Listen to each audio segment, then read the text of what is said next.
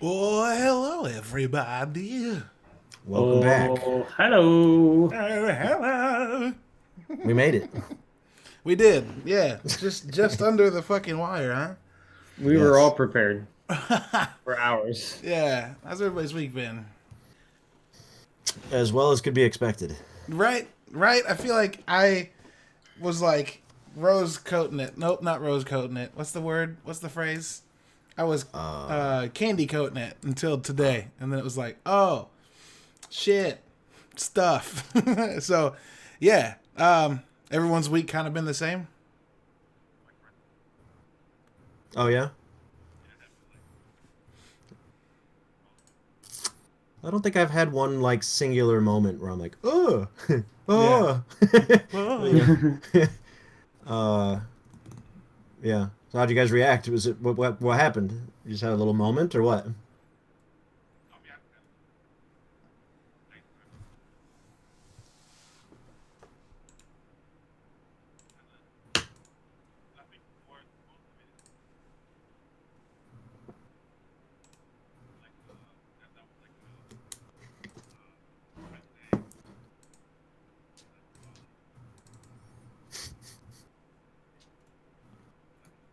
Right. Right.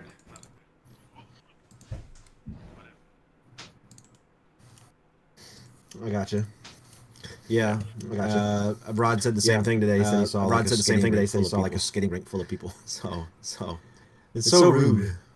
Yeah. We're doomed. So yeah. Yeah, it's happening.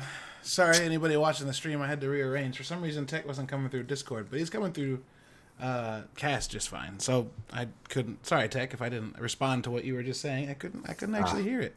That explains it. But I can hear everything now. It's fine. We are good. So, Tech, repeat yourself. I'm No, sorry. don't do that. Don't do that. Don't do that. It'll be in the podcast. On the top. It'll be in the podcast. You can hear me now though, right? I can hear you now, 100%. 100%. Okay. Cast was responding, and for some reason, it was just like really barely coming through on Discord. Like I even muted your specific audio, and what I was hearing was just a light echo from someone else. It was weird. It was weird. I don't know, man. Audio, the internet is weird right now. Yeah, my day was like my week's been fine. But I mean, yesterday I officially am no longer an employee at GameStop. Yay! So It finally happened. yeah, it finally happened. This exit does, and most likely is, it does feel like it's it. This is it. There's no going back. There's no going back. It's not like they're gonna do something. It's gonna be like, actually, Back for the 10th time. take me Yeah. back. Okay. No. Caleb, we need you. Well, that might happen, but I won't respond to the call this time like I have before. Yeah, it finally hit ahead last week when we were talking about. Well, I guess this happened since last week, since last episode, Thursday last week. GameStop was like, "We're essential," like grocery stores and pharmacies, and I was like, "Nope." Psych. And I called my district manager later that day and was like, "Yo, I'm not coming in. Like, I'll work tomorrow, but for the next 2 weeks, find someone else." Because this is I'm gonna be at home protecting my family, and that was something that they prepared for. But GameStop, rather than being able to offer anything to any of its people doing that, they were like, "You're gonna have to apply for unemployment because we can't afford to pay you." Yeah, I mean that's not a big surprise. A company that's been struggling for so long, Yeah, a lot of and people then- they and- don't have people- savings. A lot of Yeah. companies are firing their people so they can get unemployment, Yeah. which Yeah. in a situation where they can't pay you is actually a good thing. Yeah, Yeah. but then on Sunday they were like, "Actually, we're gonna pay everybody." Yeah, I Which is noticed weird. that. Which Yeah. is weird. I think it's GameStop finally being like, you know what? Maybe this is how we go, and just Yeah. went like, okay, fine. Here, well, we won't be the asshole because clearly, man, public reaction over the last week to what they've been doing has been Yeah. strong and negative. Yeah, And loud. Yeah, it's been real loud. So, things. Ryan, how you been, dude? I've been doing all right. Yeah. Sore from doing at-home workouts. I'd Yeah. rather go back to the gym because I'm so beat up right now. Because I wasn't dying over it. I'd I'm rather so go beat back to up. the gym where I wasn't actually working out enough, apparently. Apparently. I was lifting weights, but man, this cardio stuff that I'm doing with the Yeah. wife, like the beach body stuff, man, that shit's hard. Yep, that shit shreds, dude.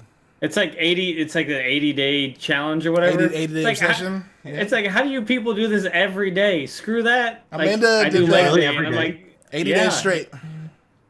Amanda did Yeah, that. Amanda did that back to back. I was like, where's the recovery time? None. Like, what are the requirements for this? Do I need to be like somebody like that works out for the past 5 years, like 5 days straight? Yeah. Like, come on now. Like, come on, dude. I can't do this. How many days into it are you? 11. I Oh, assume yeah. it works out different parts of your body so that Yeah. Yeah, no, it's all legs for 80 days. right. Well, I mean, like, it's not- yesterday was legs, and then today was cardio. But a lot of the cardio stuff was like Right. squats and things like that. I was like, this is not. What? No. Yeah, I you'll look almost forward died to yesterday. you'll look forward to a core day because most of the day you'll be on your back or doing planks instead of like standing and squatting. Yeah. Yeah, I'm Sounds doing like- the. Sounds like a 3-month boot camp. Yeah, they actually have one that's called boot camp though, and it's a lot fucking harder. It's a Yeah, lot. I don't know, harder. guys. I don't know. I'm. It smells funny to me.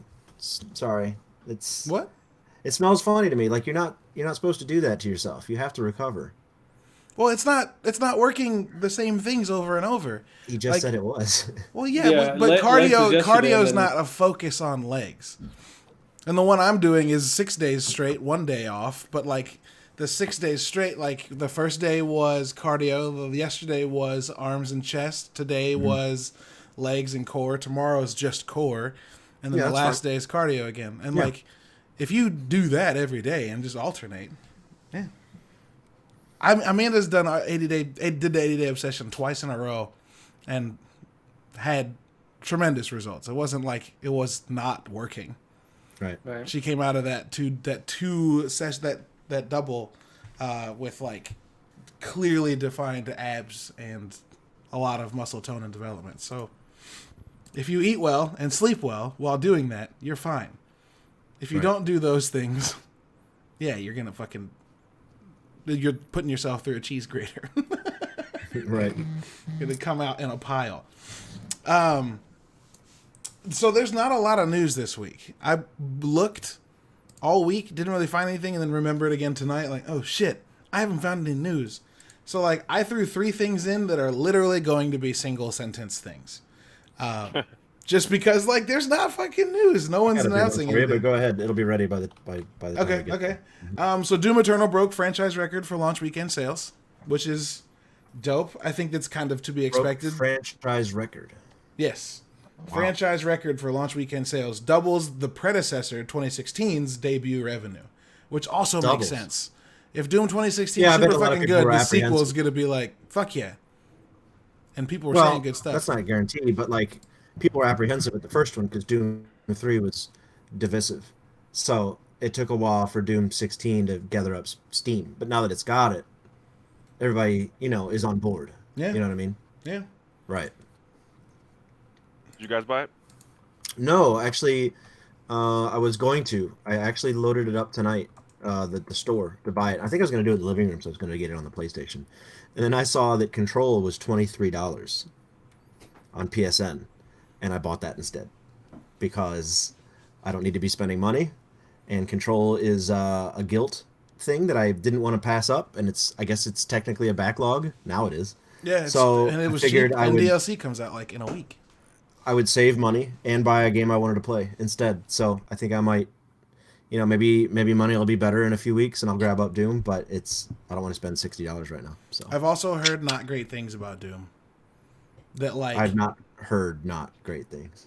Yeah, I've heard that like it does what the last one did, but like for a lot longer time. And eventually you're just like, I can only do this so long before it's like, okay, there's no new animations. It's just rooms and rooms and rooms of enemies. And apparently the Doomslayer is significantly weaker. And like it feels like not Doom. Like you're supposed to be a guy that walks into the room and the denizens of hell are like, oh fuck, he's here. Well, And they're like, now you're like, the you can get first knocked over. No, the first 2 or 3 levels are supposed to feel like that. But Doom has always been, here's the ropes. Now you're up against it. So Sure. I mean, you feel like you're against the forces of hell because this fucker won't die. Yeah. I Yeah, also so- heard that like the first game had lore that built, like you would pick up a lore tablet and be like, oh shit, there's a lot more going on. And they said that the people that I listened to said that this one felt like a metal band put 15 years of album concepts into a single game.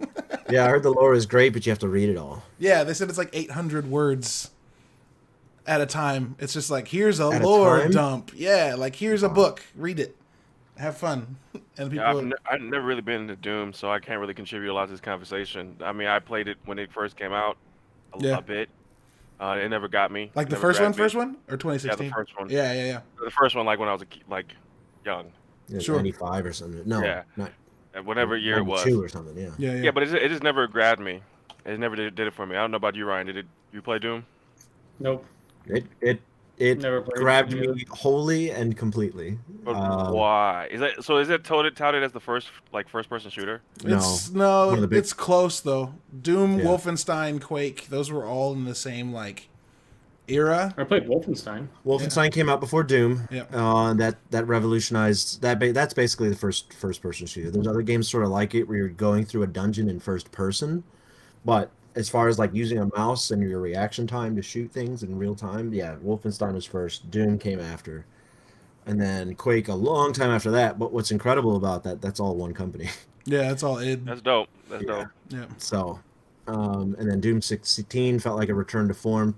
Doom 3 was just sort of like a horror-based corridor shooter, which was I loved it. But you didn't go to hell till the end, and Doom is all about like hell, and 16 was just incredible. And then- Doom 2 was Hell on Earth, wasn't it? Yeah, So that Doom and Eternal then is there's a Doom bunch of 2 expansions. Yeah, because it's Earth. yeah, because you've left hell and it came with you. Yeah, apparently the game opens with like Earth on fire with like continent-wide pentagrams, and then I the love Doom it. Slayer's castle, like a spaceship castle that he's I love in. it. I can't wait. yeah. I've heard enough good things to know that I'm gonna love it. Sure, The sure. only nitpicky things I heard were really nitpicky, like some of the platforming is just sort of meh, and then the lore dump. But the rest is just more of the same. So goody. Sure, I'm fine with that. sure. Yeah. More of the same is acceptable for the first sequel, but not the second. Sure. Yeah. So they better change it up next time, but make it co-op or something. But Yeah, we'll see.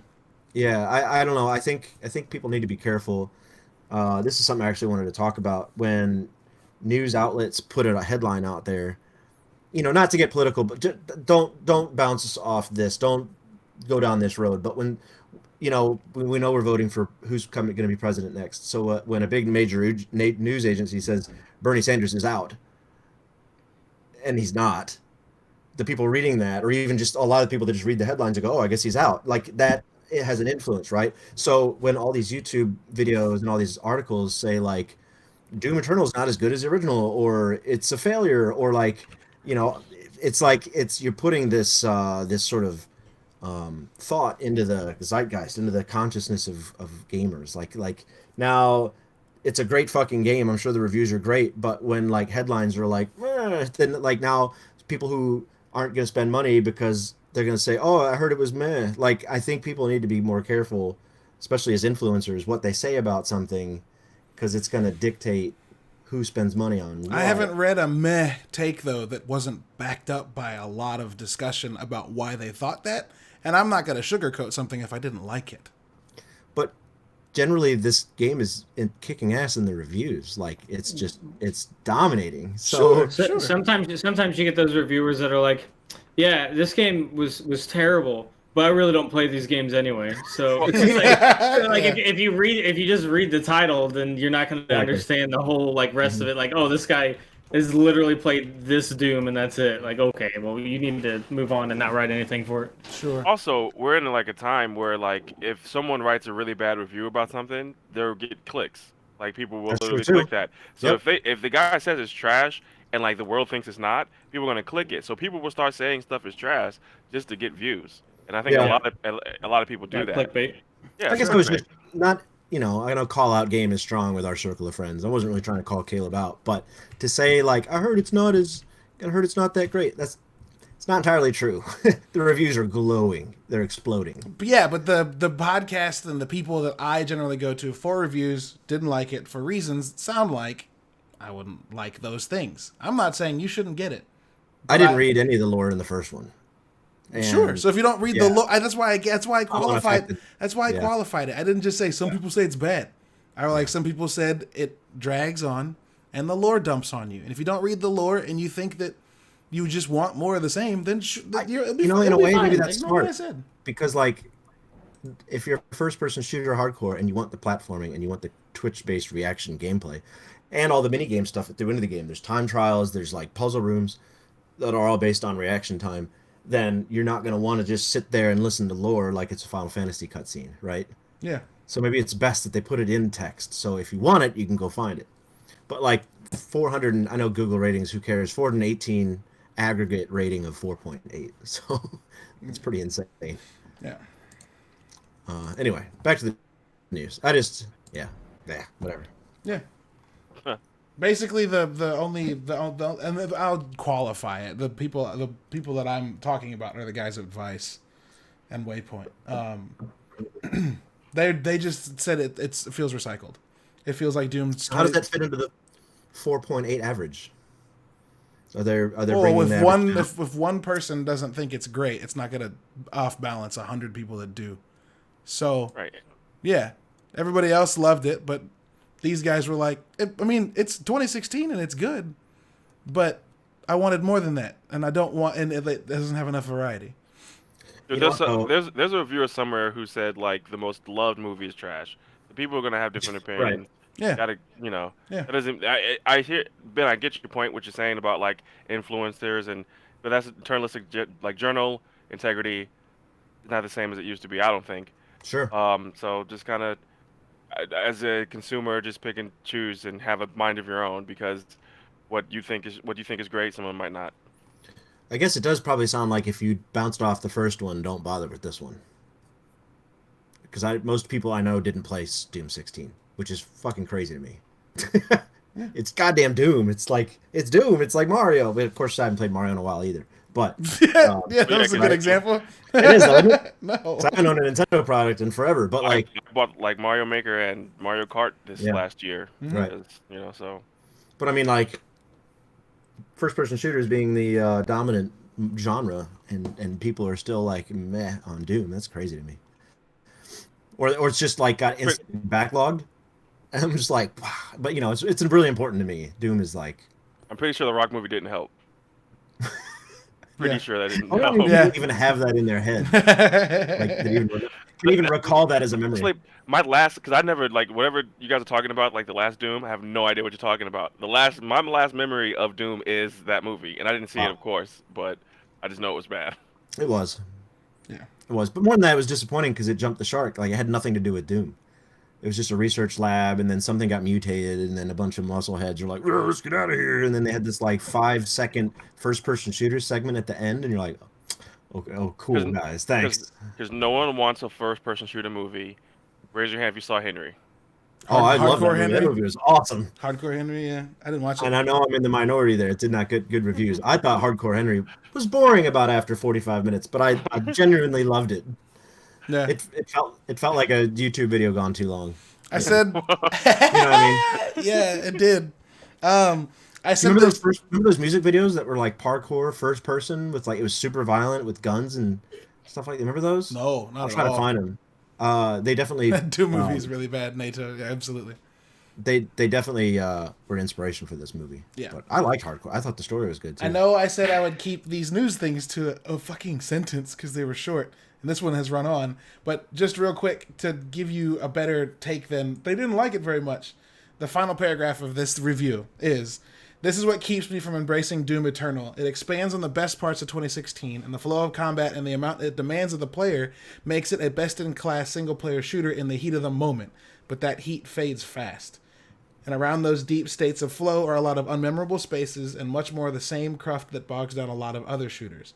As progress bars fill up and the game constantly reminds you that there are more secrets and challenges you can pursue, which are mostly just harder versions of the same battles you've already fought in the main campaign, this edition of Doom feels less eternal and more endless. That's a nice play on words there. Yeah. Which, like, if you loved the first one and you want just more, then it's going to give you that. So, boom. Well, maybe it's not a $60 game. Maybe not. Who knows? Who knows? I guess we'll know when we find out when we play. I have it on my Xbox. I can play it. I don't have it downloaded. Sorry, Odin bought it though, so I can download it and play it. Maybe I will in the next couple of days and give you guys my own take for next week's episode. Okay, moving on. Microsoft is giving away free Minecraft to education. Giving away free Minecraft education content is what I was trying to say. They're doing it to help kids out that are in isolation for COVID-19. The games marketplace has a new education collection that contains Minecraft tours of places such as the International Space Station or Inside the Human Eye, as well as community creations exploring topics like Greek history. It's pretty smart. It's free and will be available through June 30th. It's pretty smart. I could see kids caring more about Greek history if they got to play Minecraft. The Ivy League said that Assassin's Creed Origins was the best way to study Egypt. Yeah, that's insane. Because none of that stuff exists anymore. And who said this? Like Harvard history professors and like Egyptologists were like, all of the stuff that you can study in a book and can't see, they've recreated with such accuracy that like it's the best to what there's so much accuracy to what they've done that there's I officially can say at this point I've known Tech long enough. Yes, you do. To recognize when you laughed, I like he knows what I'm doing. Kicks in. He knows what I'm doing. It's like Optimus Prime's face shield comes up. Like, uh-oh, time for battle. No, I think that's really cool. Of course, kids are going to care more about Minecraft than Rome. So, well, right. the point of this is that you can wait. What? You can see Rome in Minecraft. Yeah. Right, Yeah. but you're like, here, open your textbooks or here, watch this document. Like, nah. I'm gonna draw on my work desk, my school desk. Yeah. I don't care about watching a video about Rome, but Minecraft, yeah, that's smart. Yep. Remember when Xbox bought Minecraft and everyone was like, "Why the fuck did you spend $2 billion on this?" And then they continued to grow it, and everyone's like, made sense. Everyone's like, "Oh, okay, I get it." Yeah. Yeah. Let's talk about Rogue Company. Yeah. So the Smite developer announced a new game. What'd you say? Yeah, we saw this at their. They had like a Riot show, a Riot Con, right? Oh, this isn't Riot though. Riot's new shooter is not this. This is Hi-Rez. Riot makes League of Legends. League of Legends. Right. That's yeah, I right. know. I thought that's what this was. Hi-Rez makes Smite, which is another MOBA. Right. So Smite developer is making a team shooter called Rogue Company. So they're just following in Riot's fucking footsteps. Right. They made a game like League of Legends. Now they're making a shooter like Riot did. Yeah, everyone's trying to looks- recapture what This looks Overwatch better. did. Oh wow. Yeah, the fidelity here is great. Yeah, this looks better than what Riot's coming out with. Riot looks like a Riot's Riot making shooter looks like a it's Counter-Strike with powers. CS:GO. Yeah. Yeah, it's Counter-Strike with powers. Yeah. So Yeah. it's not like Counter-Strike? What's up? Is this not like Counter-Strike? Well, this is like a team shooter, so I think it's going for the Overwatch route. Oh, so respawn. You can respawn. I remember seeing a trailer for this a long time ago. Excuse me. Oh, This there you also go. looks like an advanced like Eric said Tech is the Well, best looking like a- person. What? The Tech is It the looks like best an- looking person. Thank you. Yeah. I appreciate that. Every group needs a fact checker. Keep people online, right? All right, this There you looks go. cool. The fidelity's nice. All right. Well, Yeah. You know. I'll give So most this things is just a shot. team battle type thing. Yeah. The producer says we're tired of grown-up shooters being overly serious. Rogue Company matches a modern, high-style universe with a tight, tactical action gameplay. Yeah. Alpha testers are loving it. Oh, I signed up for the alpha and they didn't get back to me. Yeah, NATO, okay. NATO in the like the chat, movement. Denied. NATO in the Hope they know chat who I says that am. he got alpha access. Also, just to call back real quick to Assassin's Creed, NATO brought up Notre Dame. When Notre Dame caught on fire last year, or was that 2018? I don't remember.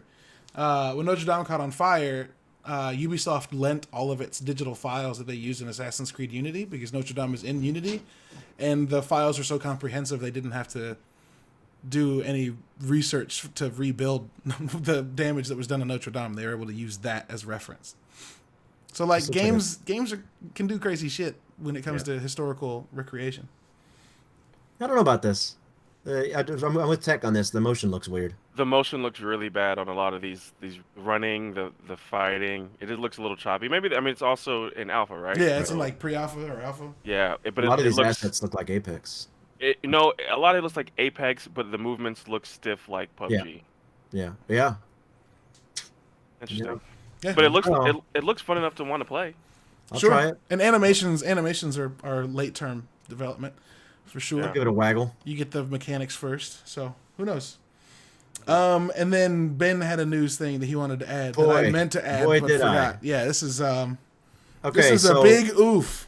for decades, the comic book industry has been under control from one distributor. It's literally a monopoly. And if you don't play by the rules, you don't get comic books.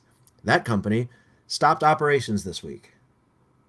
Yeah. So they're not allowing any shipments.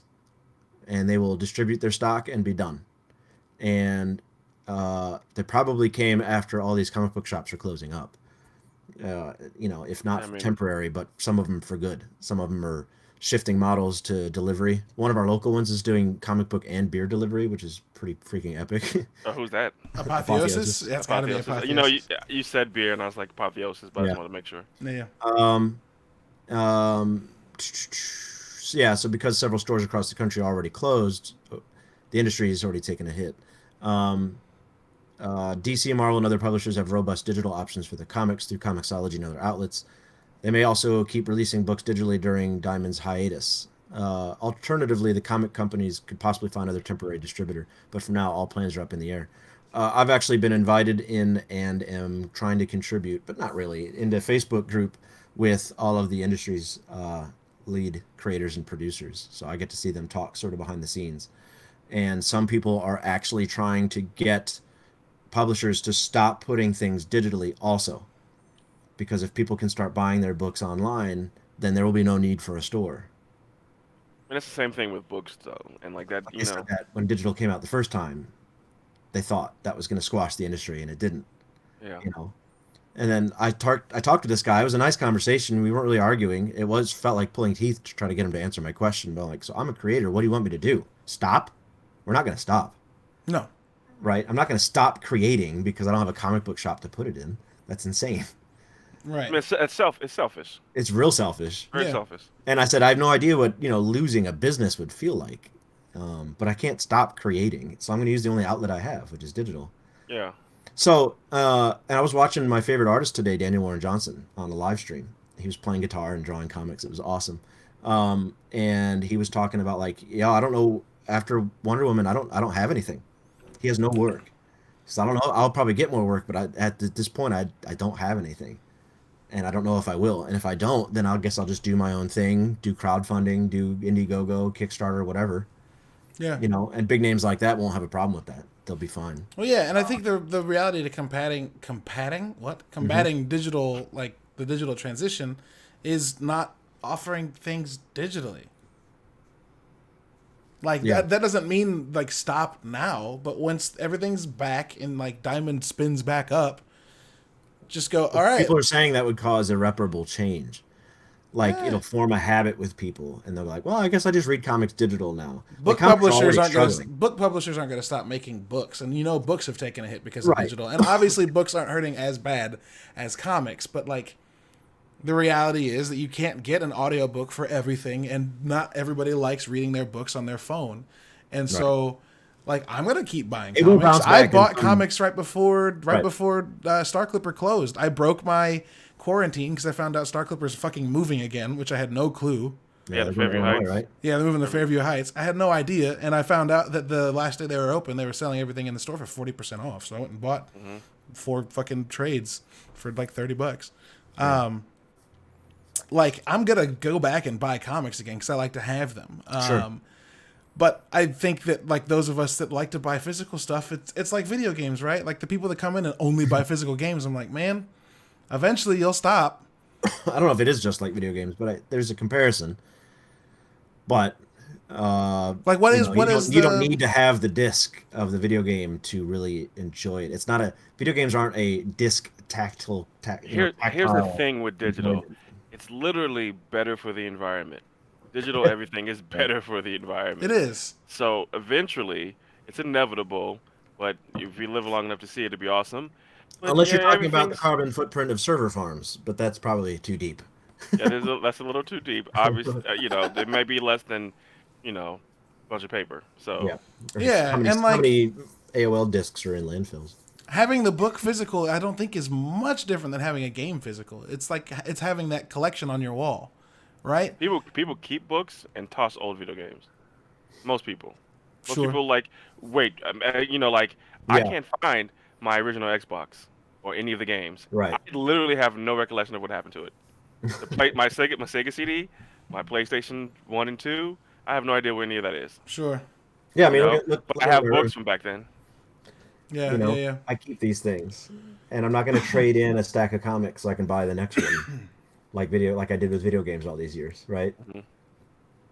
Right. Although they were optional, a few shops let you sell your books back to them. But anyway, so I don't for all like intents and purposes, my used industry is really going through some shit right now. For sure. I think everyone's industry is. For sure. Most industries are probably in some way. Most industries, except for toilet paper, I think they're good. Well, they're going through some shit, but it's the right kind for them. Yeah, I mean, sure. Hollywood shut down too, right? Yeah, Hollywood's going through some shit. Everything's going through some shit, except for like the stuff that, Yeah. are being hoarded, I guess. Yeah. I'd be curious to see where it picks up, because comics, as we've discussed either on this podcast or the other, the comics has always been in flux, right? Always taking a kind of hit, either bouncing through the tough integration of digital, or kids not reading comics, only adults buying comics. Every time one of the big universes has to reboot, the New 52, all that stuff. Like, comics has always been in the state of flux. It'll be interesting to see what Warner Brothers does now, or what AT&T does with DC now that they have I guess time before they have to make something happen, because basically nothing's going to happen for a minute. Because a couple weeks ago there was news that AT&T was thinking about fucking selling DC because it wasn't making them enough money and halting production. Yeah, and I said sell it to Marvel, and y'all all recoiled to that. But Eric said sell it to Disney. Marvel. Yeah. Don't like that. I was just thinking of something, and I don't remember what it was. It'll be interesting because I don't think that comics will go away, but I also don't have a huge issue with having digital become the more common thing than physical. Obviously that does mean that comic book shops are going to go away, but I don't think it means that they'll all go away. No, not all of them, but I think depending on how long this situation lasts, a lot of comic book shops are going to go. I think a lot of businesses that were barely holding on are going to go, and that's just the harsh reality of it. Mm-hmm. And Sure. I think comic book stores, unless they have a specific situation, may be definitely on the chopping block. Most comic book stores, Yeah. unless they have a specific investment situation going on. yeah. We should talk about. That's why I remember what I was going to say. Ben brought it up, and it's an offshoot comment, but whatever. We should have an episode about reselling, just reselling. I think selling comics to a place so they can resell them is shitty. I think reselling in any industry is shitty. Yes, 'Cause it takes from the creators. Yep. That and then the markups are insane. Yep. Depending, and I think it goes for the same for Funko Pops and sneakers. Games, fucking games. Games for fucking sure, dude. People would come in and bitch about the price they'd get on a game they're trading in at GameStop, and often I would look at them in the face and go, "You don't deserve anything for this. You bought it. It's yours. A company shouldn't be buying it in the first place. So, like, That's true. yeah, you're getting $30 back. But that's the retail like view of it though. Like, but still, you're gonna turn around and sell it for $40, and you paid me $7 for it. I mean, not That's that kind of crazy. Not that bad. Well, I mean, there's companies selling the original Stardew Valley on Nintendo 64 for like $80. Like Stardew Valley on 64? Yeah. No, no, Harvest Moon. Sorry. Oh, Yeah. my bad. I was the like, same game. that's not. But yeah, Harvest Moon. They're like the disc replay or whatever here in town. They're selling it for like $65, $70. Well, that's probably because it's hard to find. Yeah, collector's item. You can't buy it. Well, yeah, Can't but buy I mean, it. same thing with comics. Like if you sell the #1 edition, you're gonna sell it for 1,000 times more than you paid for it, guaranteed. I guess my problem is not the actual value of a collectible, but the the undercut you type of like I'm gonna make sure that like I'm ripping you off to get this profit off. That's my problem with reselling. Well, the other thing with resellers is when they think it sell the works. initial project, a lot of the initial product, they don't make a lot of money off of it. Like when GameStop would sell a brand new system for $400, they'd make like $17. And then when they'd get someone to trade a system in and give them $100 for it, and then they could sell it for $250, they made $150 off of that. Their And, business model was literally the buying things from people on the cheap and selling it right. for $5 less than the new product. And it was a long experiment that has been tripping the whole time. They're having an ISP chat going on right now, and someone mentioned he runs a lot of Ubiquiti hardware, and I just want to say Ubiquiti is the best. I've never had a problem since I got Ubiquiti. What is that? It is. I got my wireless router through them, Ubiquiti Amplify, and I was totally having problems like cameras dropping off, internet dropping off.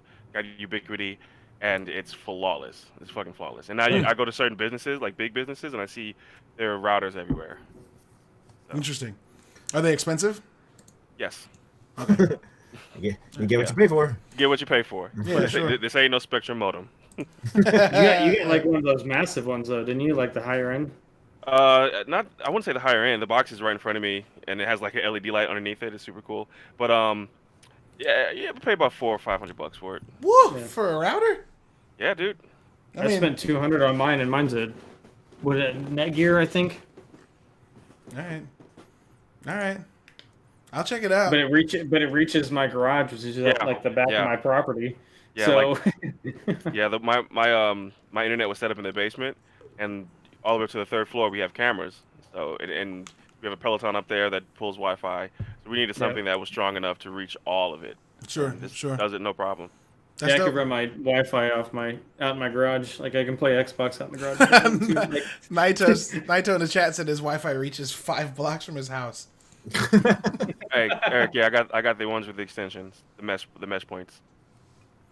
Dude, Wi-Fi is so fucking wild to me.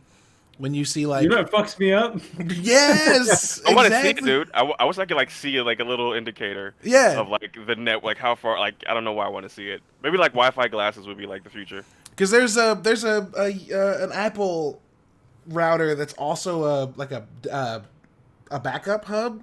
So like all your devices that are attached to that Wi-Fi wirelessly back up to it. So if you lose like a phone or a laptop or anything, like you can get your backups from your router at home. But it uses like this technology that like if it's a stationary Wi-Fi connection that you have, like say you're doing it to your system in your office, it remembers the path of least resistance to deliver data to that device and then creates like a tunnel so that it always uses that. So that when you go to use Wi-Fi, it will always use the best possible route to that device to get you the best consistent connection. And like that's bananas to me. Yeah, That's pretty dope. That's very dope. It's crazy. It's crazy. how did we come up with that? Yeah, who was like, I'm gonna make this thing. Let me get this straight. You want to have this box that apparently sends out this invisible signal all around you that you can do what you do on your computer from anywhere. Right. Yeah, let's fund that. A lot of technology looks crazy at the end of the chain, but if you watch its evolution, Right. like cell phones are computers, and then the thing on your desktop is also a computer, but then computers also used to be fucking huge and filled it up an entire room. And then that technology came from the space race. And like, so like if you go back far enough, like Yeah. where did Wi-Fi started as Wi-Fi? I guess it was just hardwired networking before that. What was the first Wi-Fi? Right? I don't know. Yeah, and how did I don't know. it doesn't make Don't know that sense. story. It doesn't make Right, sense. Bluetooth was first, and then they went from Bluetooth to Wi-Fi, because they used to have earpieces for like the Razr flip phones, That's right. which I don't think Wi-Fi was there. I don't know. Yeah. So that part of my life is scrubbed. I How have can no your memory. router only like plug in 2 hard lines, but can have 10 phones attached to it at once? No, it can have more. It's just space for hardware. They don't want it to be this like Medusa. it's a 2-foot long piece of hardware sitting in your living room. Like, Sure. yeah. Well, our main topic for the night was talking about PvE games. We've had a couple episodes about PvP and Battle Royale, and I wanted to talk about the other side of games, which is cooperative play it's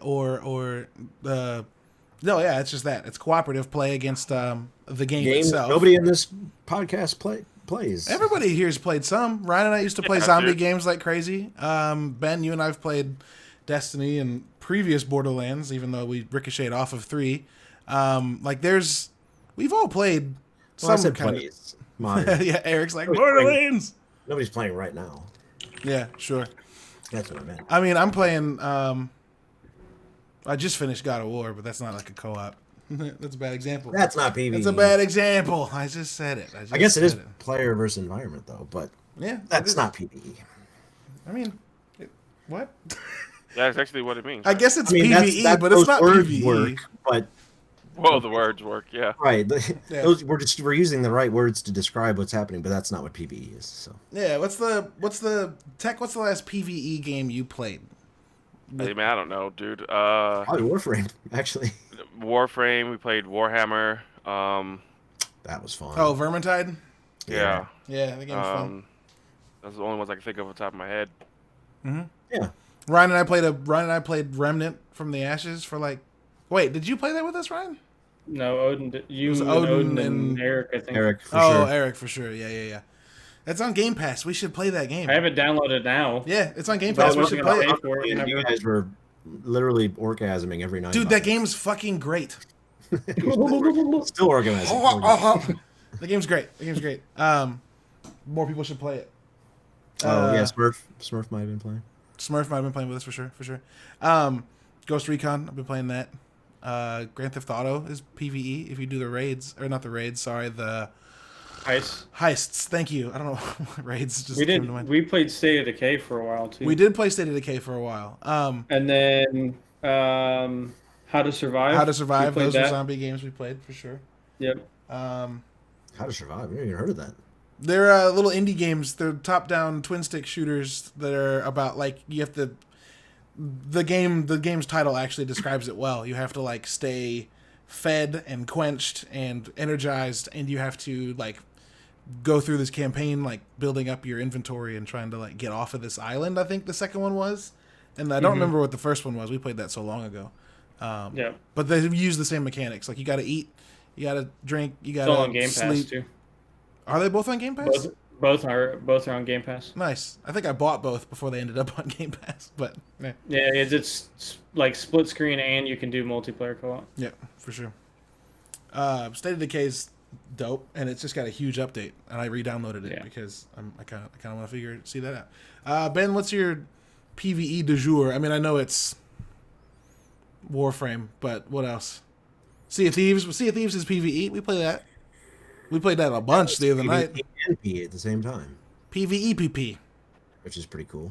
PvPE. What else? I mean, that's kind of it at the moment.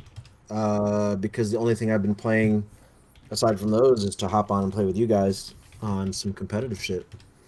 So I had caps lock on an accident. Yeah, Call of Duty. Does Call of Duty have PvE? Oh, it does. Call of Duty has Spec Ops, and we haven't touched it. Yeah. Oh, did Naito clip us orgasming? Yes. Okay. Amazing. Awesome. Red Dead Redemption 2. Yeah, Red Dead Online is like Grand Theft Auto Online, so yeah, it's PvE It's and PvP. PvP. Yeah, PvP. it's both. You know, I mean, really didn't play the Ark multiplayer. and all that stuff too. The Red Dead Online it has like potential, but it takes it's going to take some time to build up. Like we all look at it and look at Grand Theft Auto next to it and go, "This has so much more shit." But Grand Theft Auto's been out for like 7 years.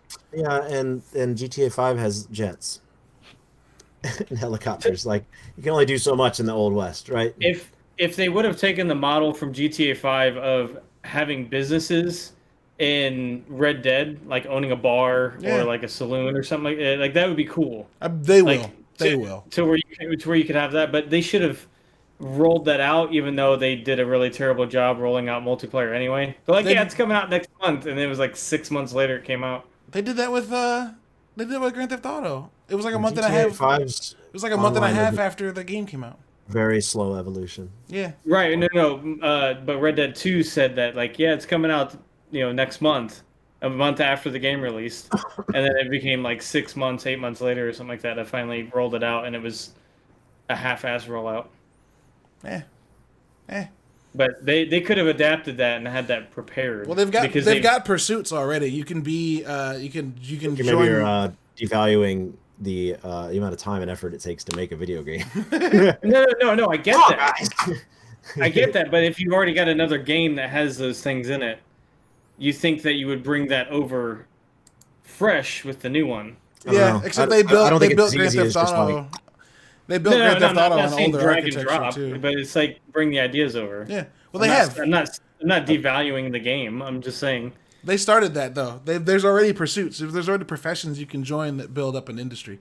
Like you can be a bounty hunter, trapper, and two others, like a gold miner and then something else. And they let you like build out an industry and reputation that let you influence the rest of the world. And like it'll come. Grand Theft Auto didn't have that shit for a minute. So I think it's them building systems and finding which ones work and then putting in the things people want. Because if GTA had just been like, oh, you want to run a tennis court? Because they had it ready. And people were like, ugh. They're waiting to see what people want. And then tennis once, I'm like, cool. Yep, same. And golf. All that shit. Yeah. Yeah, so we all play PvE. When you're playing a game with people... What's your pet peeve? We'll just go with that. What's your pet peeve? I got one. I just thought of it the other night when we finished that Sea of Thieves quest. Uh-oh. What did I do? Was it Moist started playing an instrument during that last cutscene? I'm just like, shut up! Yes, he did. I was like, yo, what the fuck? And then some other people like to just jump around off the furniture like morons when like the story's being told to us. Yeah. like a kid on I don't know, full of sugar. But I was telling Moist the other night, I'm off the ship more than I'm on it because I keep jumping around and falling off the sides. Yeah, like that's my experience on Sea of Thieves.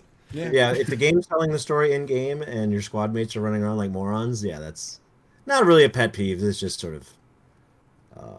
It's like getting beat up in the gulag. It sucks ass while you're trying to pay attention to what's going on. It's a mini peeve, not a real pet peeve. I'll let somebody else answer that. A mini peeve. What's the? I'm only. It's a micro peeve. Micro peeve.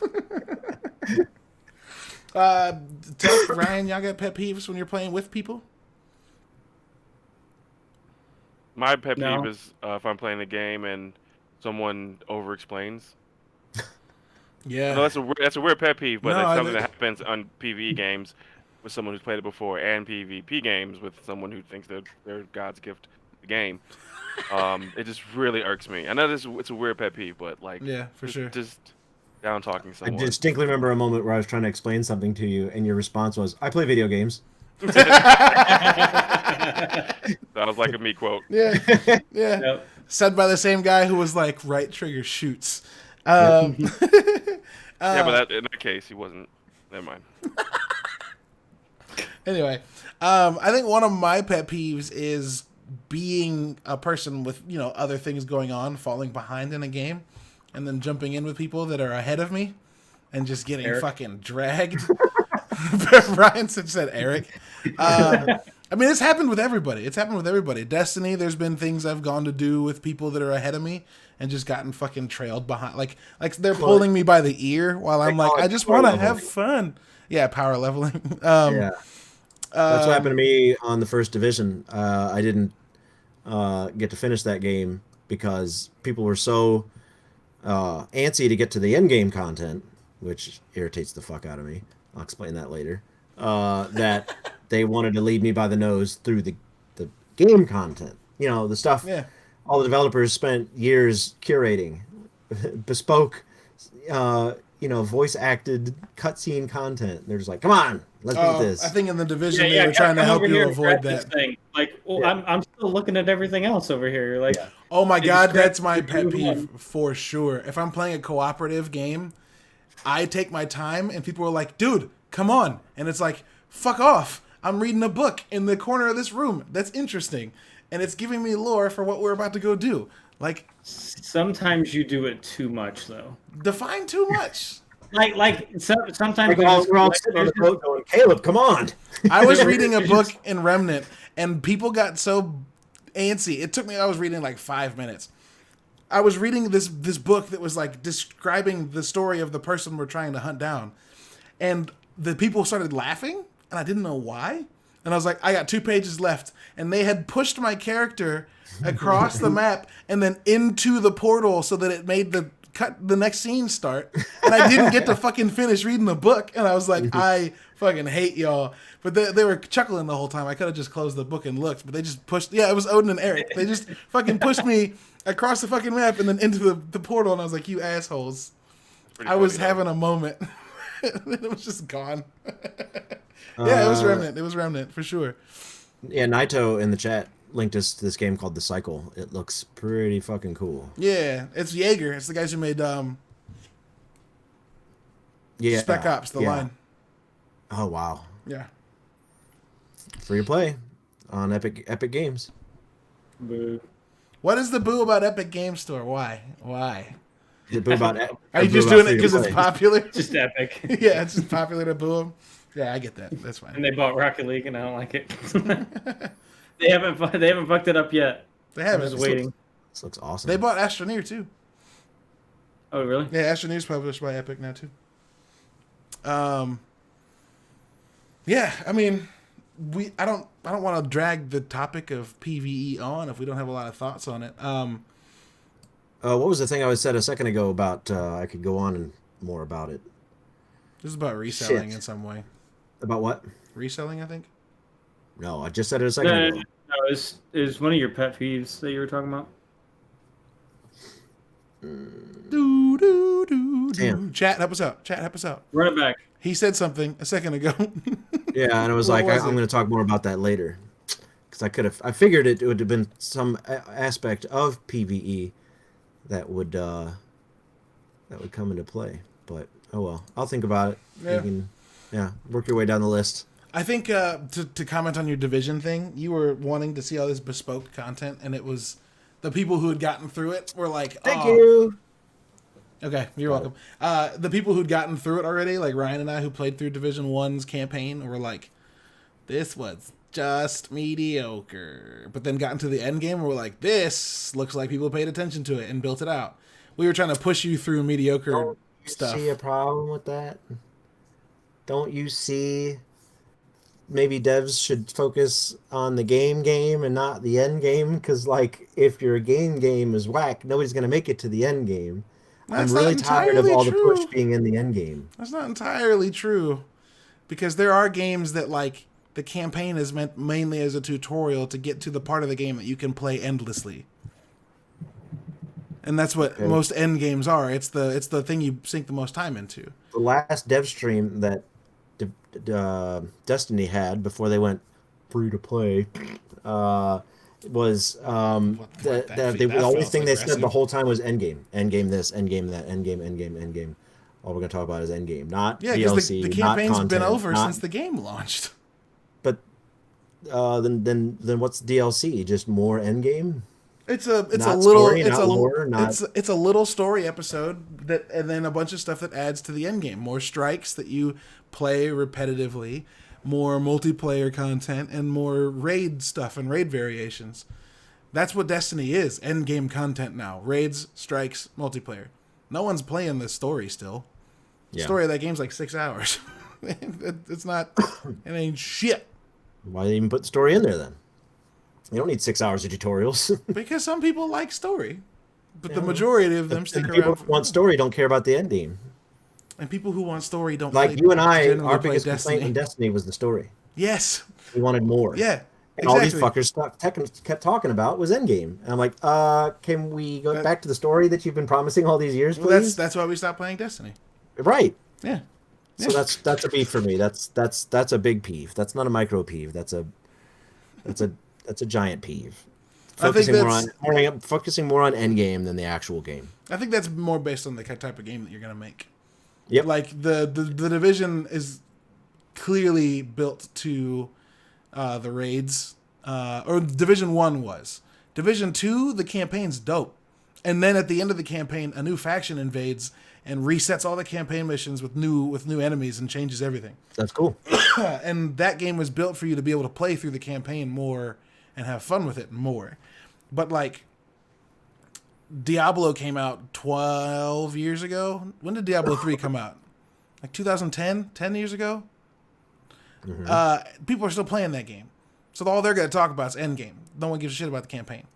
I guess that's it's just the type of game. Like you're not going to hear an endgame type of gamer you are, not the type of game. There are very few games that have just obviously endgame content. Like give me a free to play game that has no lore. I guess that was Warframe for the first 5 years, and then they said, let's throw some story in here. You know. Yeah, I mean, it was just mission based combat with no story. I guess that's. Yeah, but the lore bits get added once the gameplay's cemented, right? Like Apex, like Overwatch, Apex. Yeah. Everyone liked the game, and then they were like, "Oh, but how about you find out about the characters you like playing as?" And Tech can be the biggest proponent of that because he loves what's it called, Frontier Radio, and all of the stuff that Apex is putting out for its characters, and like Overwatch, all that shit. Yeah. Diablo 2 has more active players than Diablo 3. Naito says, like that's. I like Diablo 3's gameplay. I liked its story. I liked the main story arc, but I was not motivated to play endgame. I guess maybe you just don't like endgame stuff. Do you have any games that you like playing endgame stuff for? I'm pretty close. So Warframe's endgame is based on how strong you are and how leveled you are. Yeah, it's. So if you're playing a survival mission, it's like after the 30-minute mark that it gets to endgame, where the characters, the enemies get over like level 100. So there's literally like a difficulty wall, and until you get to that point, you're not considered endgame. And we're just on the cusp of that. It's me and a couple other players can hang, but like Mom and Monsho are just not really there. So it's pretty interesting. So it's all the same content, but it's harder. It's sort of like Nightmare Mode or worse on Diablo. You know, it's the same game, just harder. Yeah. So similar thing. But we also have the promise of more lore. I guess PC just got a big DLC drop, so it's coming to consoles soon. So Warframe's still giving us story. Well, every 3 months we get another chunk of story. And fans of Destiny are addicted to its story and say there's tons of it. And there is. You just have to know where to find it, and you have to have been paying attention to how it's been delivered the whole time. I know people that could talk to you for hours about Saint 14 and Osiris and Anna Bray, forever. They could talk about the Clovis Bray family pact that made the ships that led the humans into the golden era or whatever. So that stuff exists. We just didn't want to read it. And like, if you're hardcore enough that you are playing endgame content over and over and over again, reading a thing because you think about that game all day isn't gonna bug you. The chat's talking about Diablo 4. I've played every single Diablo. No, I didn't play Diablo 3 5 times over like I did 1 and 2. But I am pretty hardcore in Diablo, so I will absolutely be playing Diablo 4, and it won't be for the endgame content. But, I just don't think you're an endgame player. I mean, maybe it's time spent. Maybe I don't get on and grind. I mean, I grinded a lot of Warframe, but that was just getting through the main content. That was like 60 to 100 hours of 7 years worth of Warframe. So I was still like unlocking shit, right? Yeah. And like I said, you have to get over 300 hours to get anywhere close to end game levels of difficulty. Um, so yeah, maybe I'm not. But then I like I said, I don't grind the same game every night. I don't like Eric. I didn't dedicate all my time to one game and then like exploring and obtaining all that end game stuff. So Sure, yeah, I sure. don't. I dream. I wonder if Tech and Ryan have any impulse to find this, but like, I dream of the day I find a game that is so perfectly like Eric. I'm envious of Eric, in a way, because he seems to have found something that's so perfectly what he was looking for, so perfectly his shit that he's like, yeah, I'm just gonna play this. Yeah. And since he's done that, his stream is fucking catapulted. He's had some amazing growth there. But like, yeah, he found a game that was like, yeah, this is my shit. I'm gonna play this, and this is gonna be what I play. And I haven't found that yet, and maybe that's part of it. Ryan, Tech, do you guys have an urge to find a game that is your game, or are you more students of gaming in a way that you want to just stay up to date and play new stuff and watch and interact with trends as they come and go? I think you guys know my answer. So you're the latter. He's 1,000 hours in Apex. I'm over 1,000 hours in Apex. I was over about 600-700 in PUBG. So I think when I found Battle Royale is where I found for sure. You know, and before that it was sports. It was NBA 2K. So, I mean, but I've never played an NBA 2K game as much as I played Apex. Sure. Yeah. What is it about Apex that scratches that itch? Is it just the skill? Okay. The skill involved. You have to be skillful. You have to know what you're doing. You have to know how to rotate. You have to know how to move. You have to know how to battle. You have to know how to. And in every match I mean, the game loop is the same, right? Looter shooter, very small game loop. Right. But it's just fun. Yeah. It's fun For sure. And it's a challenge. The competitive challenge of it. There's 64 people, and the only 3 will win this game. Yeah, it's dope. It got me. Yeah. You know, with sure. the mechanics and everything, the gameplay, the characters, it all got me. Sure. Ryan, is there anything that are you looking for that one game that can take your time, or are you the come as they come and go, you go with them? Yeah, there's no game. I'll never find a game that I drop every other game off the face of the planet to play. Do you think that's not possible, or are you just not looking for it? I couldn't imagine myself doing that. Like, I've got over 1,000 hours in a Rocket League, and it's still not just the only game I play. Sure. Yeah, I agree with that too, because even with Apex being like a game that I play almost every day, you'll still see me playing NHL 20 on a daily basis, or sure, or NBA 2K with friends on a daily basis. I've never had a video game that just literally took, like, I couldn't play anything else. Yeah, maybe that's what Eric did. Eric did with like Borderlands, where he's only played like a few other games in the past like 8 months that game's been out is ridiculous. I don't think I could ever devote that much time to a game. Yeah. It's even so if it's ridiculous. Constantly got content coming out. Yeah. Interesting. Because one of the things that I've noticed about Borderlands is that like DLC. He said earlier, not recently, but he said DLC's coming out like tomorrow. Mm-hmm. And like I didn't realize that. I think I did actually. There's a trailer playing at GameStop that has incredibly good music in it. But yeah, there's a new DLC for that tomorrow, and then that just keeps updating. And so I guess like when we were in the thick of Destiny, Ben, like there was stuff going on every couple of weeks, and we were like, oh shit, more to do. Yeah. And then eventually we got to Forsaken and got to the end of that and went, yeah, I don't care anymore. All too samey, It's really weird. It's really weird that, me and Moncho, and we got a new friend from Connecticut or something that's playing with us. We just met on Warframe. And we'll play a survival mission for like 30 plus minutes or more. The same mission with increasingly harder enemies. And we'll just sit around. We don't even talk about the game anymore. We're just talking about life, talking about, the Flash, comic books, and just grinding through the game, making sure, and like, oh, it gets too hard, like, oh shit, revive, whatever, we'll get back into it. But like, I wish the gameplay of that game hooked me enough for that to sound fun. Yeah. There's 40 different Warframes. There's 40 different ways to play, but... Yeah, but they cost money. They don't. They cost time. Sure. Yeah. So well, tell someone who hasn't. I don't have time to find the one that I like. Yeah, if someone hasn't had fun with the ones that they've tried, saying like, well, keep playing with those until you can unlock this one in like 10 hours. That doesn't. Yeah, that's unrealistic. I wouldn't expect you to do that. I knew right away that I liked it. Not before Destiny came out, but when I picked it up again, and stuff like that. Yeah, sure. But it came down to also like grinding with Tech and Mom. That was really fun for me. Just learning a game together, because the game is so obtuse and weird, right? And so much of it's not explained. And like so much of the game, I had to have the Wikipedia open next to me because the game just doesn't explain anything. Sort of like Elite Dangerous, right? It's like, what the fuck am I doing? Yeah. So, the game would be like, you need 300 riboflappins. And everybody's like, what is that? I'm like, hold on. Oh, we got to go to Saturn. And then like, I was that guy. Like I have the Wikipedia open. Let's go find that seems like thing. it could be so easily fixed. It is actually the in-game chat. If you do, where do I find whatever? It's an auto response. Yeah, but if you're like 12 and you don't realize you should do that, the game should be like, you need this, which is found. Nah, here, sorry, here. it's too big. It's too big. It's 7 years worth of content. You can't. You can't point someone to one place that it is. No, you can't turn on dummy mode now. It's not possible. I don't believe that. Well, we'll see.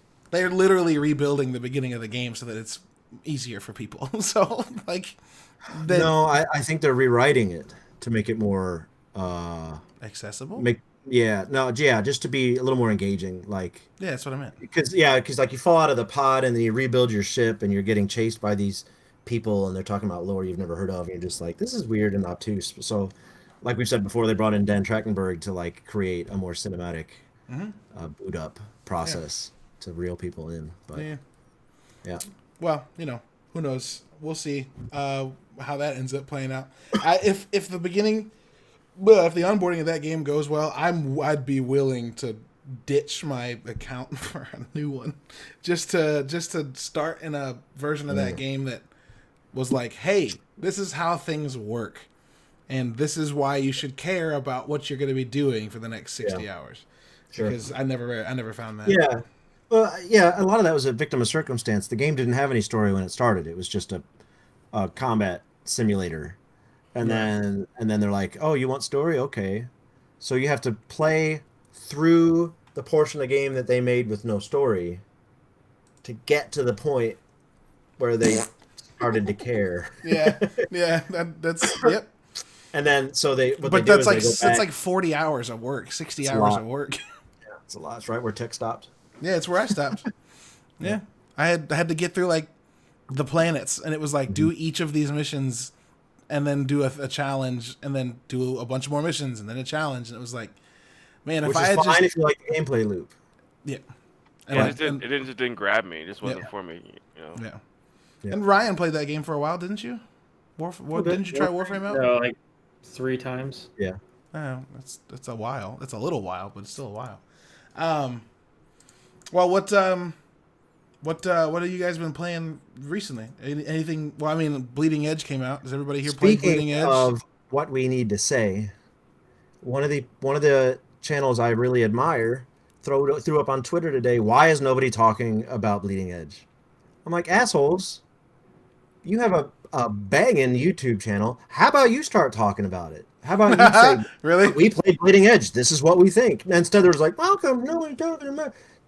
See, you got to be careful because now everybody's like, and then all the comments are like, it's because nobody's playing it. Like, fuck you. Like, come on. Yeah. Journalistic integrity, right? But so, yes, we've been playing Bleeding Edge and it's fucking awesome. Wait, hold on. Why did journalistic integrity come up in that?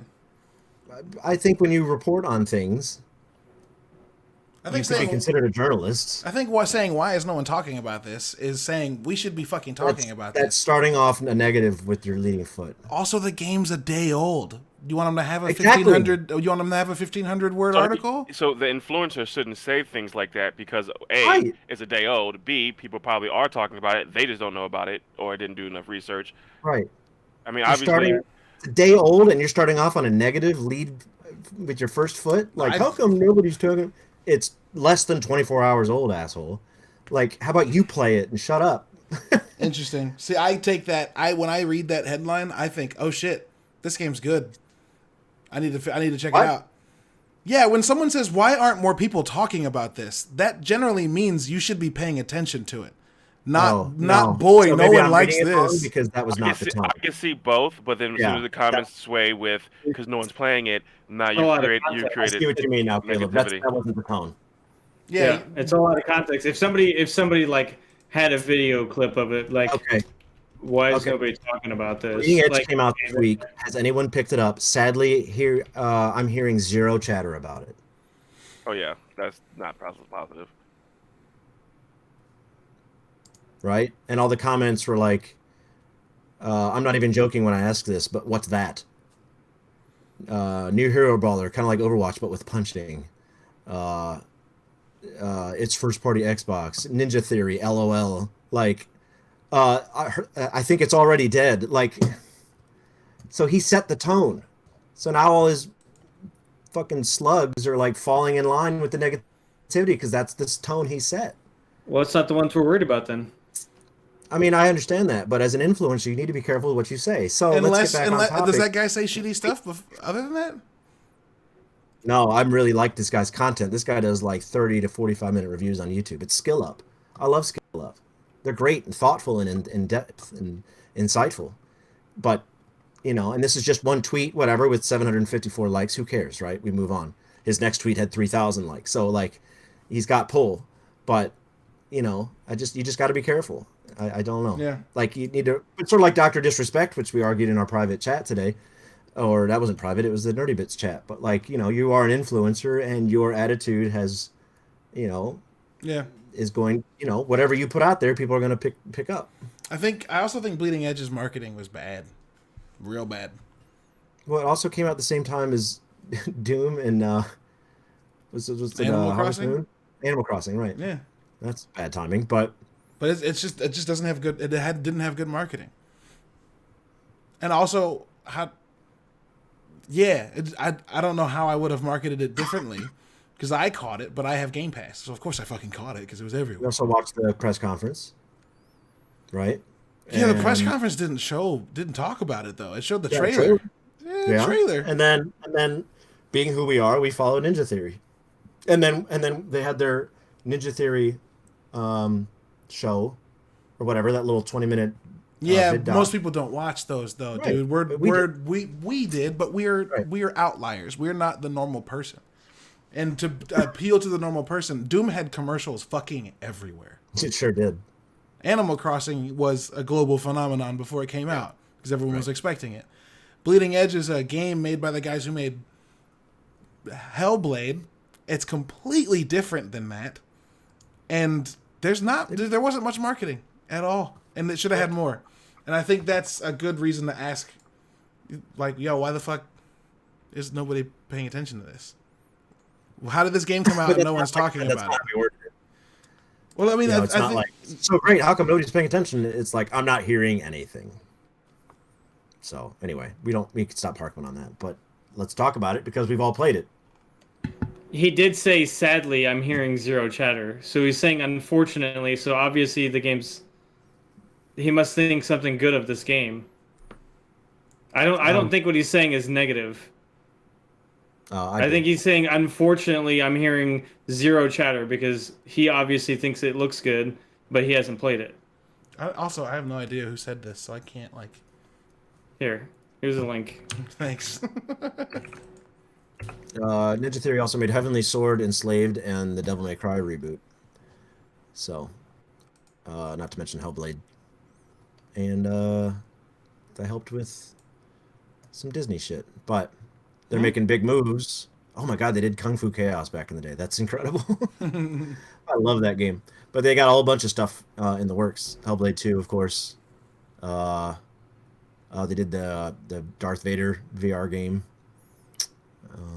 But anyway, let's talk about it. Damn it, we've been playing it. I've played it at least 5 hours already. Yeah, I like it. I haven't played anything other than the beta. But I mean, it's the same. Nothing's changed. There might be some balancing I haven't noticed. The containers die quicker, the ones you have to beat up. But so you've played it. I think it's great. I think it's awesome. It hurts getting your ass kicked. It really does. It's not. I'm big into MOBAs, so that's my thing.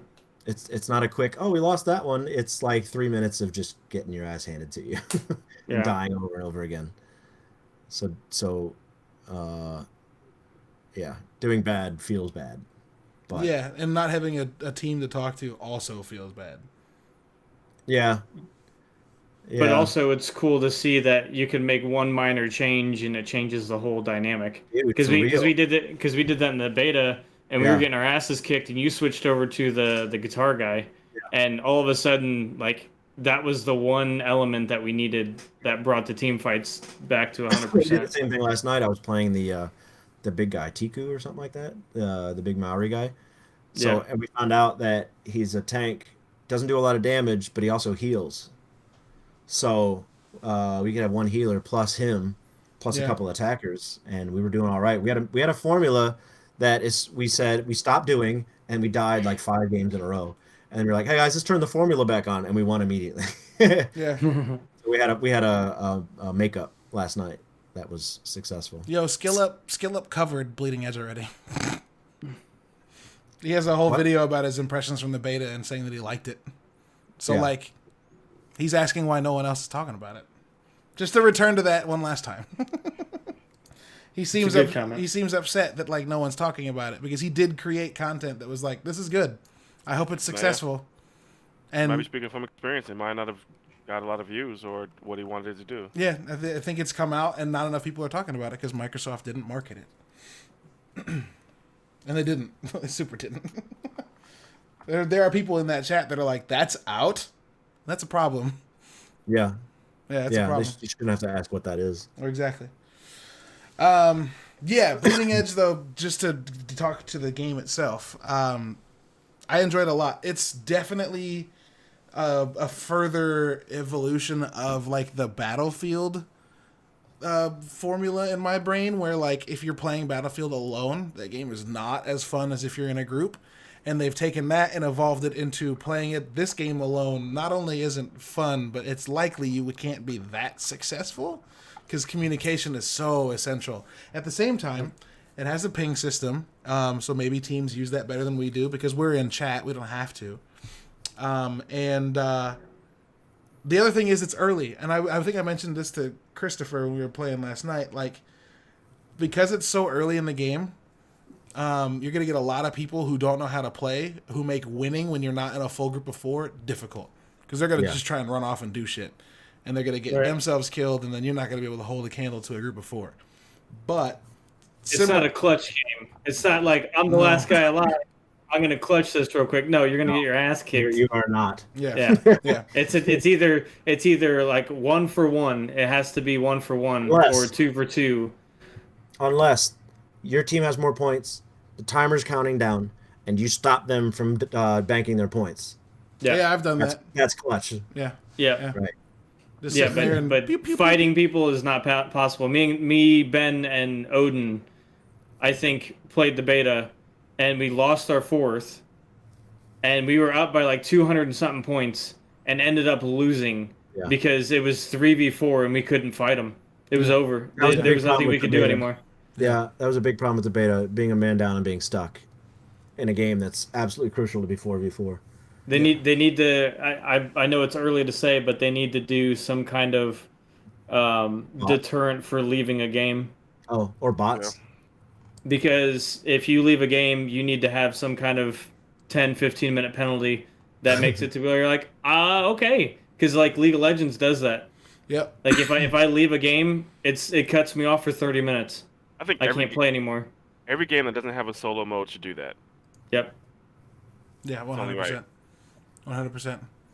I remember dropping out of something because I know Apex has it. Yeah, it might have ranked. Yeah, it might have been. Yeah. So I was playing something and like a friend joined was gonna play, and we had just started a round, and I was like, we'll just jump out, and then we had to wait like 5 minutes. I was like, Rainbow Six does it too. Yeah, Rainbow Six. Yeah. See, and like Apex figured their thing out to where like if you leave after they can definitely not bring you back, then it's okay. Yeah. Like if they didn't collect your banner, you can't get brought back at all. But if I'm carrying your banner and you fucking quit, like Yeah, but if I have your banner and you quit, yeah, you deserve the ban hammer on that one. Yeah, for Like, sure, for sure. And in Rocket League, you can't quit unless everybody votes to forfeit, right? In ranked. you can, but it doesn't affect you getting into a new game. Hmm. But you take whatever like if you forfeit if you said to forfeit and you actually don't lose, but you just left the game, you still take a loss on your rank. So, Right. Okay. but yeah, I'm hoping Bleeding Edge adapts that quickly because it's gonna suck if you lose a random person. Sure. You lose a couple team fights and people rage quit, it's gonna be over. Yeah, sure, for sure. Um, looking at like the Bleeding Edge community Twitter account, it's not even that big. It's like 960 people. Weird. What the fuck, guys? Come on. What are you doing? Marketing, marketing. And it's Game Pass, like it's a free game. Right. Come on now. How easy would that have been? Well, like Caleb mentioned a few times, because it is a Microsoft owned. Do they own the studio now? Yeah. Ninja Theory, yeah. So we got unlimited money coming at this. I imagine if Microsoft believes in it, then we'll see it grow. Sure. So, sure. Yep. And the Bleeding Edge like Twitter account, I was looking at the community account. The Twitter account for Bleeding Edge is like 17,500 followers. Yeah. So it'll get there. The game just came out, and it came out with Doom and Animal Crossing. People aren't playing it right now. We'll see what happens in a couple of months when they start adding more characters. We already know the first character they're adding is Meko. When? I don't know. I was looking for that today. I don't know if they announced when. They just said that's the first one you're gonna get. So probably month end or something like that. Or who knows? Maybe we'll turn it on tonight and it's there. At the end of the show, we go through our bounties and talk about the things we've been doing other than playing games we want to share. Shows, movies. Bleeding Edge. Yeah. Shows, movies, music, and books. Anything we want to share entertainment-wise. Tech, what have you been getting up to? What are your bounties for people to try out this week? I told myself I was gonna read this week, and I failed that mission.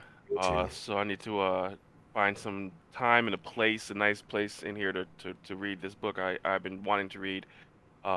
Talking to Strangers, Malcolm Gladwell. Need to get on that. For sure. I did start a show that my girl's been trying to get me to watch for the last year today, and that's Handmaid's Tale. Oh wow. So Yeah. I'm disturbed. I watched the first episode today. It's disturbing. Yeah, I've heard that show is tough. It's rough. Last night we started a show, but I think we're gonna not watch the rest of any other episodes, called White Tiger or something like that. You guys see the meme of the weird looking guy in tigers?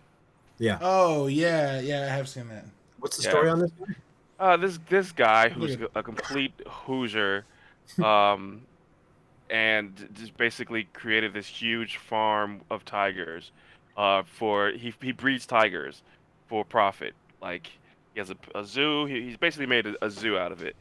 And apparently there was a couple states over, there's this lady who had the same thing, but she was rescuing tigers who were like dying or being in zoos or some crazy stuff, and they had a beef. She was slamming him, he was slamming her, and I think at some point he tries to kill her with his tigers, and he's in jail now. So the documentary, it's kind of cringy, but kind of entertaining at the same time. So I kind of may dip back into it just to see what happens. Yeah. It just came out that he's suing the FBI or something for like $194 million from jail. Like, they came out today, so like it's all over the place. Wow. Yeah, Right. that's what I've been watching. Yikes. Yeah, that's bananas. Any music or anything? Oh, music. Childish Gambino's project. Ooh. Yeah, buddy. That's out and crazy. What else have I been listening to? I'm always listening to like these playlists, these random songs that I make huge playlists. So nothing like album wise right now, I don't think. There's a bunch of like crazy cool songs. For sure. I've actually been like, ever since this quarantine, I've been listening to like a lot of older stuff that I kind of just forgot about. Like just old albums 10, 20 years ago, rap stuff, and been enjoying that a lot actually. That's dope. Local stuff. I did a whole like local thing the other day. Listened to all old songs that I was a part of, and that kind of stuff. Yeah, that's dope. That's dope. Ryan, what you been up to, man? Just been playing a lot of games. Watching Impractical Jokers and anything else that I can find on YouTube TV. That's my go-to television now. Just been listening to random playlists on Google Play. Like I listened to NF, Ritz, just a lot of hip hop stuff. So I like Ritz. Yeah, I've been listening to Put a Crown on It, his newest one, like over and over again. I gotta check that out. Yeah, I like that one a lot. But not really doing a whole lot, just doing some projects around the house since I have all the time in the world to do it. Is your beloved working from home? No, so she still has to go to work because she's essential and she has to do hands-on. It's like she's social work, right? No, she's a psychiatrist for autistic kids. Oh wow. So she has to actually be there to do hands-on, that kind of stuff.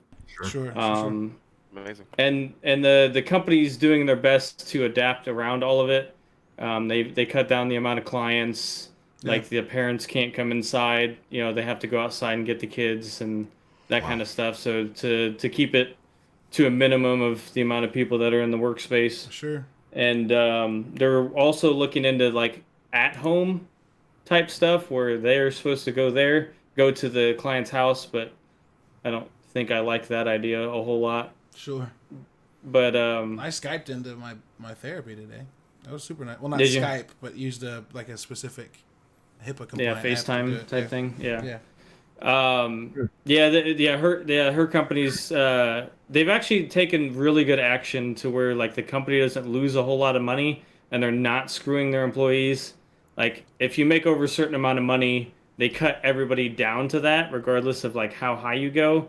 But everybody was on board with like, hey, we could just lay everybody off for however long this quarantine's going to happen, or you could just make less money for the time being. And I was like, well, I mean, that makes sense. You know, it's as long as it's not hurting everybody like directly. Like if people like, it's better than draw unemployment and you're going to make half of what you normally make or whatever that is. So I mean, I think they're taking the initiative. In the bill right now, the one that's trying to pass, they're suggesting that if you are laid off because of this, you will make 100% of your salary on unemployment. Nice.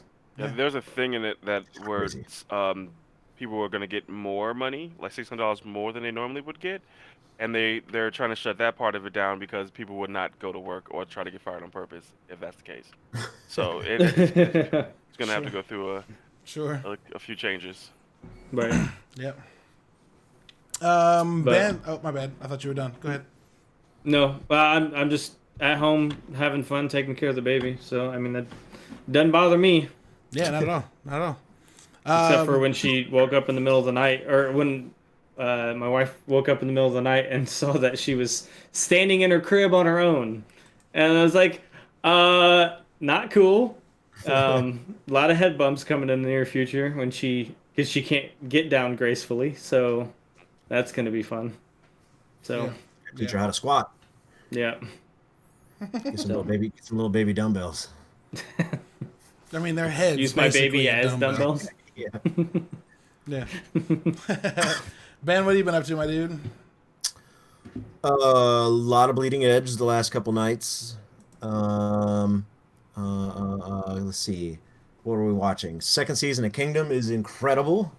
Me and the gal were actually tearing up on the death of a pretty a character. Somebody die, guys. In a zombie show, people die, and in this episode, someone died, and it really affected us. So, spoiler. That's still a spoiler. Text pig. How? Because now that I'm watching season 1, I know that one of these characters is gonna die. Oh, I don't have the bruh sound effect. I really wish I did. I mean, I'm pretty sure I know who it is. So no, I guarantee you don't. Anyway, so yeah, it was season 2 is great. The trailer didn't sell me on it. I was not excited. The trailer was just sort of like, it looked like it's getting more political because I don't know if you know, the premise of the show is that the king is a zombie, and they're trying to keep it a secret from the nation. So that's pretty cool. And then the second season looks like it was going to get more political. I'm just like, come on. And no, it was great right away. So we're only like 3 or 4 episodes in, but it's freaking great. We're still slugging our way through The Expanse, and that's awesome. That's very good. We're watching they're not Little Dicky slogging. new They're show. not slogging their way through it because it's bad. They're just getting through it slowly. Yeah. Yep. It's great. We just don't watch it every night, and I have a anti-binging problem, so I can't watch it as much as she wants to. Yeah, I try to tell Aaron like slow down.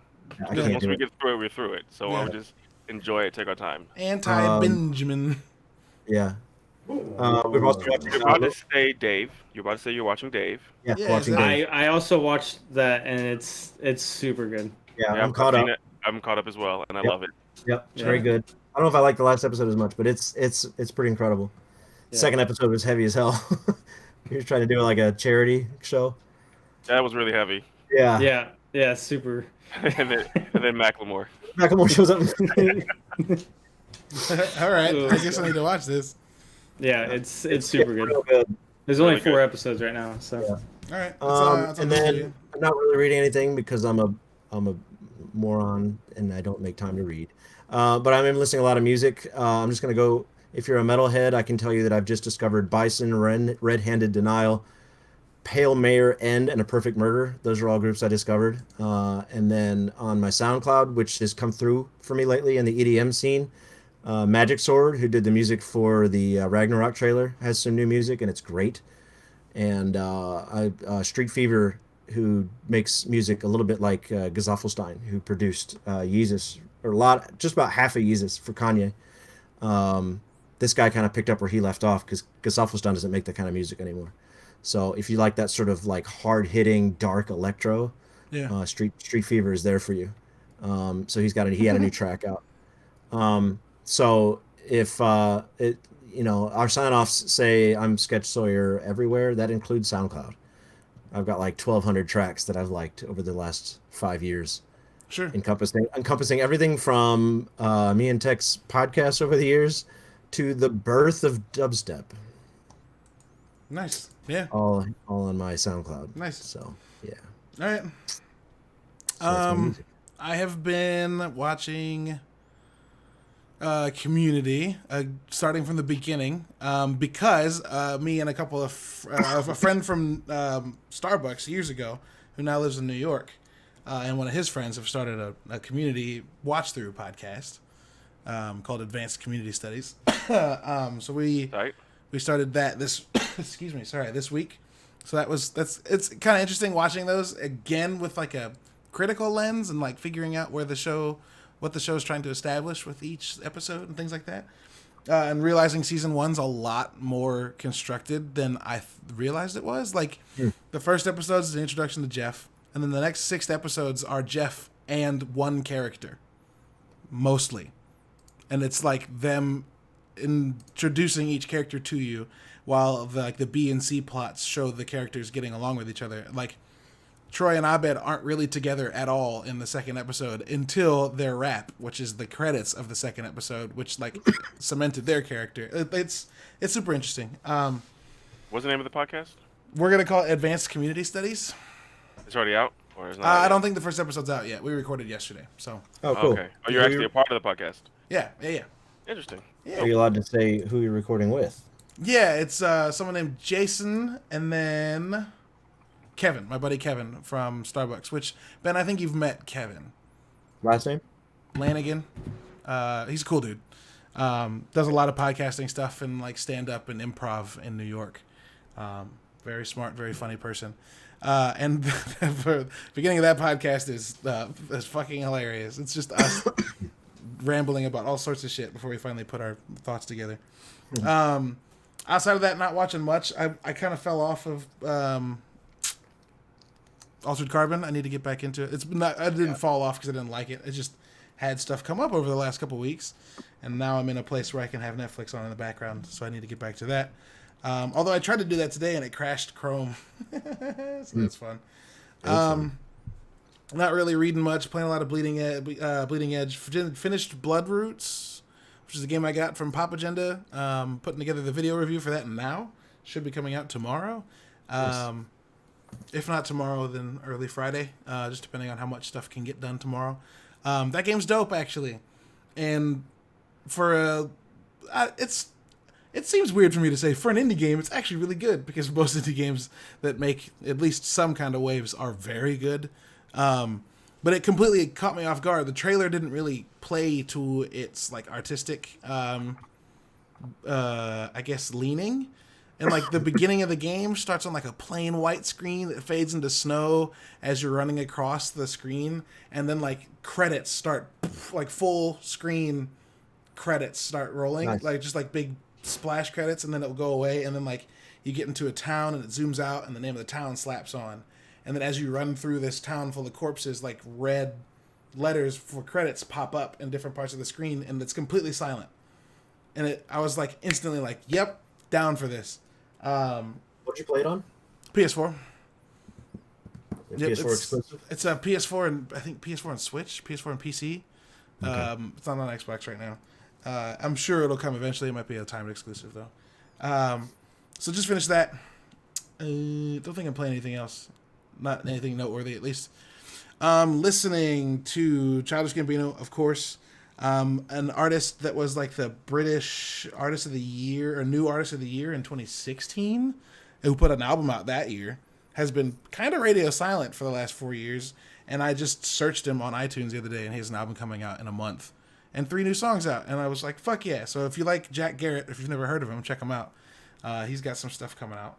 And it's interesting. I won't pass judgment until the whole album's out, because you know how songs work in an album structure. And then there is a band I love named Drolo, who does electronic music for Bitbird. Used to be on Monster Cat, not anymore. But they released an album a while ago, like in November or October. But when you know how electronic bands will often release like an album of remixes from their album? Yeah. Yeah, most of the time when those come out for bands, I'm like, I don't like any of these remixes.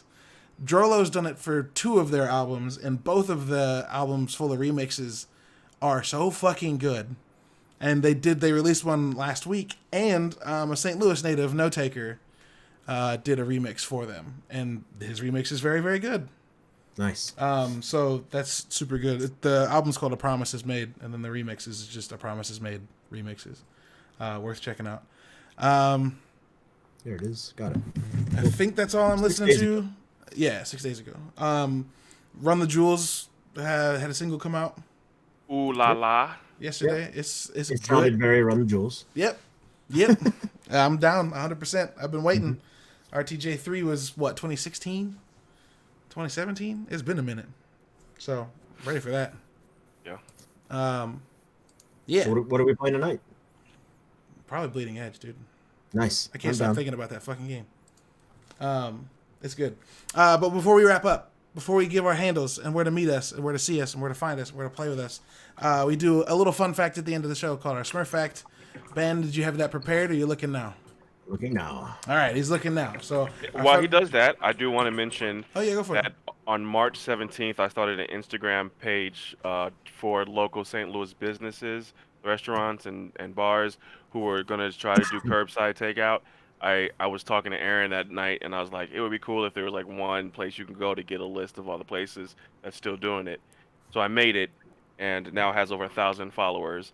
I've been talking to restaurant owners, and I talked to the Maplewood Chamber of Commerce today, all types of shit. And the page is kind of doing really well, blowing up, and people are liking it, and the words are spreading. So it's helping, I think. Yeah, that's dope. It's super helpful. I mean, straight up, I hopped on Instagram and saw you sharing a Poke Dokie post and went and got some. And went and ordered some for myself and my grandma. Like, it was... I was like, oh, fuck yeah, local business, let's go. And I told Amanda, I was like, I'm going to go order this tonight. She was like, all right. And we just did that. And me and Aaron still have arguments about where we're going for takeout. And I'm just like, I literally made a page for this. This is the solution. Yeah. Oh, yeah. At support local STL. On That's where it's Instagram, at. for sure. On For Instagram. sure. For sure. Before Ben reaches Sir Smurf. Oh, no. I made a noopsie poopsie. All right. Here's the little jingle for Smurf Facts. Let me play that real quick. Smurf Facts, oh yeah. All right, go for it, Ben. What is our Smurf fact for this week? Steel yourselves. This is really heartwarming. Figured we all could use this right now. No, okay. You said steal yourselves. I don't have to warn Coco, you. the beloved gorilla, who passed a few years ago, famous for her warm personality, the love of cats, and the ability to communicate through sign language, has a favorite show, Mr. Rogers' Neighborhood. When she finally met Mr. Rogers for the first time, she recognized him right away and immediately helped him untie his shoes and take them off, just as she'd seen him do on his show. Oh my God. In the same meeting, she also embraced him and cradled him in her arms to demonstrate that she loved him. Oh my God. I'm fucking swooning right now. Why does that make me emotional? Fuck. I am. I want to see the video, dude. Can I not want to see the video? Like, I'm not fact checking. Why does that make me emotional, dude? Investigating. She untied his shoes and took them off? There you go. New Yorker article. Fuck, man. That's so good. How gutsy do you need to be be held by a gorilla? He kissed his hands. And he's signing. I don't see the shoe tie thing. That's crazy. Yeah. That's incredible. Man, fuck yeah. Good vibes all around. If you want to follow the podcast, you can go to nerdybits.com and see all we're writing and videos we're making and all the podcasts that we produce. You can follow Nerdy Bits on Twitter at nerdy_bits. You can follow me everywhere it's important. That's Twitter, Instagram, Xbox, and PlayStation at Lubwub. Ryan, where can people find you? Sergeant Sodium on Mixer, Instagram, Twitter, and Xbox. Dope. Ben, where can people find you? Sketch Sawyer everywhere, including SoundCloud. And I have 2 Kickstarters coming out in April. Fuck yeah. Butcher Queen's coming back, and so is For Molly. So two things I've had going on for years now. So that's dope. Keep an eye out. That's dope. Put $20 aside somewhere. In your butt crack. Tech, where can people find you? And tell us about your Instagram one more time. Where to find it. Yeah. At Tech Supreme on everything. Just released a new song with Nick Min on all the streaming. So just look up Tech Supreme. It'll be the first thing you see right in front of 50. It's a fun song. And at Support Local STL for the restaurant who are restaurant bars and small businesses who are still trying to maintain in this very tough economical time. Fuck yeah. Fuck yeah. Yeah. Well, this show goes up on Fridays. You can watch us live on Wednesdays. We will be playing something after this, so stay tuned. But until next week, we will, I guess, see you online. Yeah? Oh, shit. Right. Oh, shit. Hold on. I got to stop the music. I found a sign-off for us today. Did you guys see that in the Google chat? I didn't quite understand it. I didn't get that because I'm not in the Google chat, so great. You know. There's different chats with different people, man. Fucking chill. Yeah, about the podcast. That's great. No, I mean it's not the chat's not about the podcast. But I found a Dr. Seuss quote and I was like, oh shit, this works. And we talk about games all the time, right? And so I just can't fucking find it right now. Oh, I should have saved this somewhere it was easier to see. I thought it was pretty recent, wasn't it? Yes, I found it. Okay. Think about this in terms of playing games, right? If you never did, you should. These things are fun, and fun is good. Right? Right? If you haven't played games, you should. These things are fun, and fun is good. Cool. Well, all right. We got one heartwarming thing. We'll check you guys later. Take it easy. All right. Bye. Bye. Bye.